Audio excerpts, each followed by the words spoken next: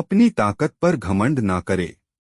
एक बार की बात है, एक दिन सूर्य और हवा में अचानक विवाद होने लगा।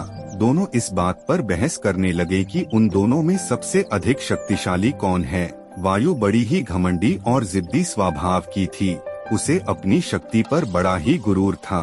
उसका मानना था कि वह अगर तेज गति से बहने लगे तो बड़े बड़े पेड़ों को उखाड़ सकती है। उसमें मौजूद आर्द्रता नदियों और झीलों के पानी को भी जमा सकती है।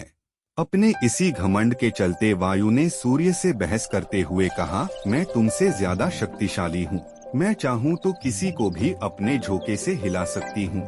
सूर्य ने हवा की बात मानने से इनकार कर दिया और कहा, बड़े ही शांत तरीके से कहा, देखो कभी भी अपने पर घमंड नहीं करना चाहिए। हवा यह सुनकर चिढ़ गई और खुद को ज्यादा शक्तिशाली बताती रही। इस पर दोनों आपस में बहस कर ही रहे थे कि उन्हें तभी रास्ते में एक आदमी दिखाई दिया। उस आदमी ने कोट पहना हुआ था। उसे देखकर सूर्य के मन में एक योजना आई। उसने हवा से कहा, जो भी इस आदमी को उसका कोट उतारने के लिए मजबूर कर देगा उसे ही अधिक शक्तिशाली माना जाएगा। हवा ने बात मान ली और कहा, ठीक है, सबसे पहले मैं कोशिश करूंगी, तब तक तुम बादलों में छिप जाओ। सूर्य बादलों के पीछे छिप गया। फिर हवा बहने लगी। वह धीमे धीमे बहने लगी, लेकिन उस आदमी ने अपना कोट नहीं उतारा।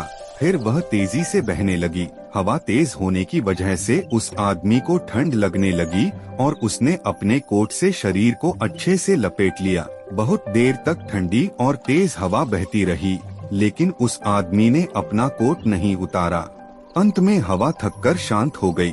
इसके बाद सूर्य की बारी आई। वह बादलों से बाहर निकला और हल्की धूप करके चमकने लगा। हल्की धूप होते ही उस व्यक्ति को ठंड के तापमान से थोड़ी राहत मिली तो उसने अपना कोट ढीला कर दिया। इसके बाद फिर सूर्य तेजी से चमकने लगा और तेज धूप निकल गई। इसके तेज धूप होते ही आदमी को गर्मी लगने लगी और उसने अपना कोट उतार दिया। जब हवा ने यह देखा तो वह खुद पर शर्मिंदा होने लगी और उसने सूर्य के सामने अपनी हार मान ली। इस तरह घमंडी वायु का अहंकार भी टूट गया। कहानी से सीख, खुद की योग्यता व ताकत पर कभी घमंड नहीं करना चाहिए, क्योंकि घमंड करने वालों की कभी जीत नहीं होती है।